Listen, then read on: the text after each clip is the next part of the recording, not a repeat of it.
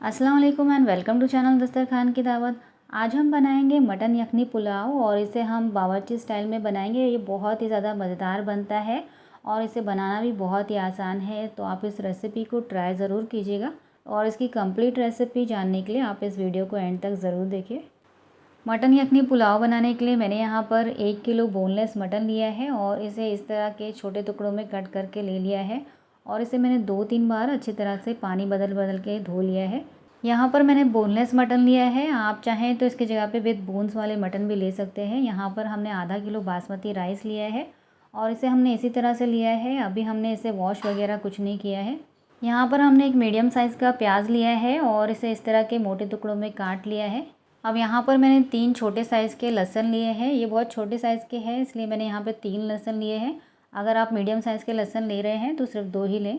लहसुन को हमने बिना छीले हुए लिया है। 3 इंच के करीब अदरक का टुकड़ा लिया है और इसे इस तरह के मोटे टुकड़ों में काट लिया है। 2 टीस्पून सौंफ लिया है, 1 टीस्पून ज़ीरा, 2 इंच दालचीनी का टुकड़ा, 8 हरी इलायची, 8 लौंग लिया है। यहाँ पर हमने आधा जायपत्रा लिया है, 1 स्टार अनाइस लिया है और यहाँ पे 1 टीस्पून मैंने काली मिर्च लिया है, 1 बड़ी इलायची लिया है, 2 टेबलस्पून हमने यहाँ पर सूखा अक्खा धनिया लिया है, 4 से 5 हमने यहाँ पे लाल मिर्च ली है और 8 से 10 हरी मिर्च ली है। मिर्च की क्वांटिटी कम ज़्यादा आप अपने टेस्ट के अकॉर्डिंग कर सकते हैं। अब ये जो प्याज है और इस प्लेट में जो मसाले हैं इसका हम पोटली तैयार करेंगे। तो चलिए सबसे पहले हम पोटली तैयार कर लेते हैं।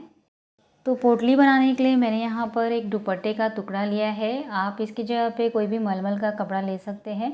तो यहाँ पर मैंने दुपट्टे का टुकड़ा लिया है और इस प्लेट में जो सारे मसाले हैं उसे हम इस दुपट्टे के टुकड़े में डाल देंगे और इसी के साथ हम ये प्याज भी डाल देंगे और अब इसकी हम पोटली तैयार कर लेंगे। तो दुपट्टे को इस तरह से हम उठाएंगे और इस तरह से हमें हल्के से इसके ऊपर गांठ लगा लेनी है। बहुत ज़्यादा हमें टाइट गांठ नहीं बांधनी है, क्योंकि जब ये पोटली के मसाले गोश्त के साथ उबलेंगे तो ये फूल जाएंगे और पोटली बहुत ज़्यादा टाइट हो जाएगी, इसलिए हमें इसमें हल्की सी ही गांठ लगानी है।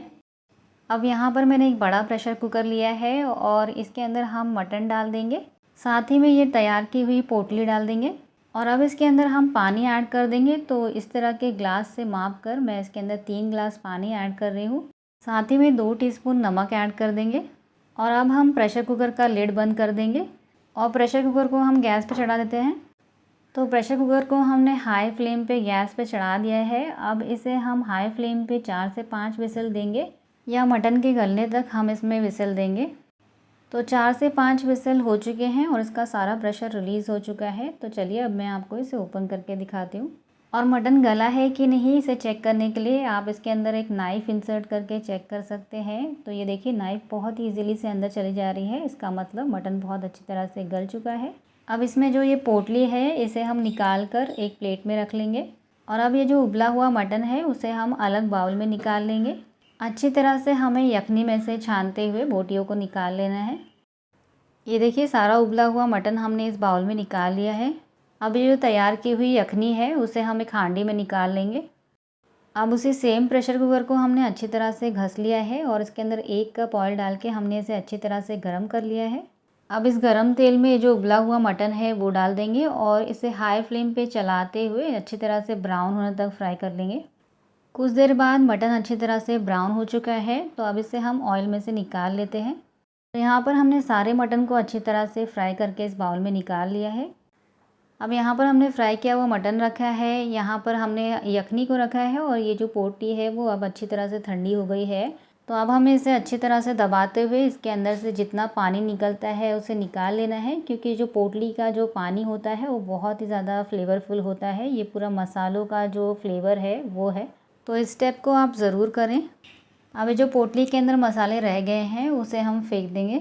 तो यहाँ पर हमने यखनी और मटन को तैयार कर लिया है। अब यखनी में लगने वाले मसाले भी तैयार कर लेते हैं।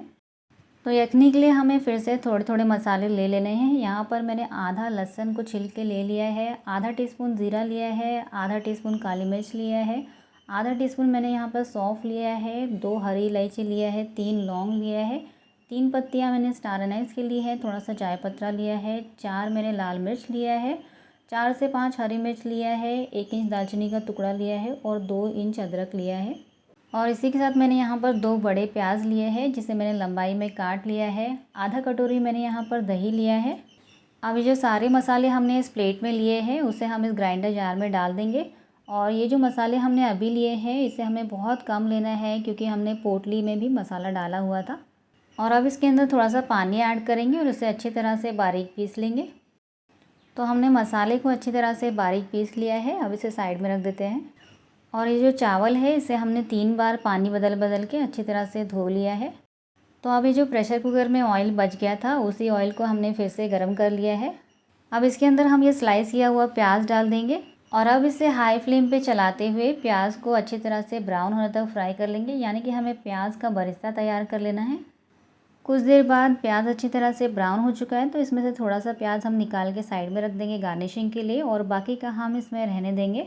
अब इसमें हम ये जो तैयार किया हुआ मसाला है वो डाल के चला लेंगे और साथ ही में आधा कटोरी फेटा हुआ दही ऐड कर देंगे और दही डाल के इसे चला लेंगे।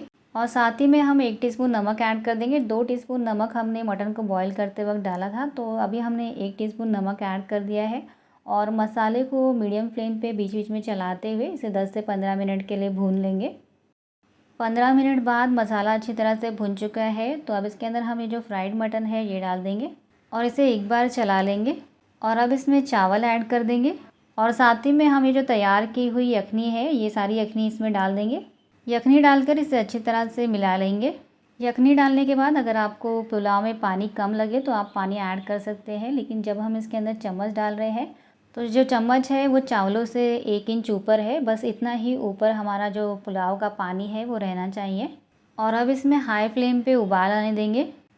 अब इसमें उबाल आ गया है तो इसे एक बार चला लेंगे और अब इसे हाई फ्लेम पर जब तक उबालेंगे जब तक इसमें थोड़ा सा ही पानी रह जाए। तो अब इसमें बिल्कुल थोड़ा सा ही पानी रह गया है और इसके ऊपर इस तरह से बबल्स आने लगे हैं। तो जब इसके ऊपर इस तरह से बबल्स आने लगे तो आपको इसके ऊपर बरिस्ता डाल देना है और इसके ऊपर मैंने थोड़ी सी कटी हुई हरी मिर्च भी ऐड कर दी है और साथ ही में हम थोड़ा सा बारीक कटा हुआ हरा धनिया भी डाल देंगे। और अब हम प्रेशर कुकर का लिड लगा देंगे और इसे मीडियम फ्लेम पे बस 1 विसिल देंगे। तो अब इसमें 1 विसिल आ चुका है और इसका सारा प्रेशर रिलीज़ होने देंगे। उसके बाद मैं आपको इसे ओपन करके दिखाती हूँ। तो प्रेशर कुकर का सारा प्रेशर अब रिलीज़ हो चुका है और अब मैं आपको इसे ओपन करके दिखाती हूँ। और वाव, देखिए कितना गर्मा गर्म और मज़ेदार सा हमारा यखनी पुलाव बनके तैयार हो गया है। और अब इसके अंदर चम्मच चला लेते हैं जिससे कि जो चावल है वो और भी ज़्यादा खिले खिले हो जाए। और आप देख सकते हैं चावल कितने अच्छे पके हैं, बिल्कुल खिले खिले हैं और मटन वगैरह सब बहुत अच्छी तरह से गल गया है। इसी तरह से हमारा पुलाव होना चाहिए। तो हमारा मज़ेदार सा यखनी पुलाव बिल्कुल तैयार है। तो चलिए अब इसे सर्व कर लेते हैं। तो हमारा मज़ेदार सा यखनी पुलाव बनके पूरी तरह से तैयार है और चलिए अब इसे सर्व कर लेते हैं। और कितना ज़्यादा गर्मा गर्म है आप देख सकते हैं। इसमें से काफ़ी सारा धुआं उठ रहा है और बहुत ही ज़्यादा खुशबूदार ये पुलाव बनता है और साथ ही में बहुत ही ज़्यादा टेस्टी भी होता है ये। आप इसे ज़रूर ट्राई करें। इसे खा के तो बस आपको मज़ा ही आ जाने वाला है। इसे आप अपने पसंद के रायता के साथ सर्व कर सकते हैं। और पुलाव को प्लेट करने के बाद इसके ऊपर हम बरिस्ता डाल देंगे, साथ ही में बारीक कटा हुआ हरा धनिया डाल देंगे और हमारा मज़ेदार सा यखनी पुलाव खाने के लिए बिल्कुल तैयार है। तो अगर आपको रेसिपी पसंद आई है तो प्लीज़ इस वीडियो को लाइक कीजिए, चैनल को सब्सक्राइब कीजिए। मिलते हैं ऐसे ही मज़ेदार और एक्साइटिंग रेसिपीज़ के साथ। तब तक के लिए अल्लाह हाफिज़।